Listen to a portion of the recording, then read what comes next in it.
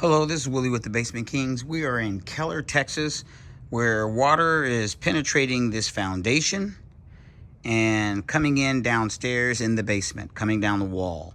So what we're going to do right off is in the bedroom where it's leaking, we're going to remove this grill and we are going to waterproof the very top portion, say the top 3-4 feet going down.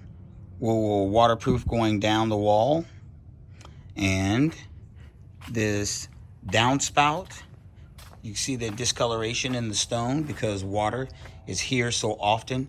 We're going to remove that, and we're going to excavate a drain and put that pipe inside the drain and then cover it, and therefore it'll be inside the concrete versus on top, and it'll go down this wall here and come out the other end.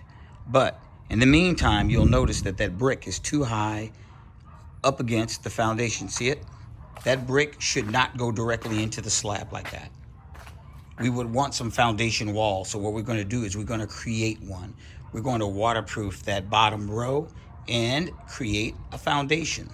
And we'll do the same thing over here going up under the window, so the water will stop going in up against that wall and rolling downstairs and coming inside the basement.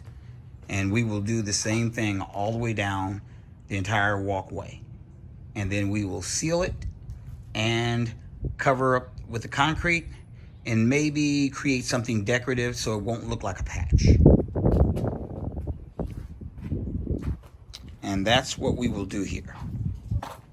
So let's get busy. Thanks for watching.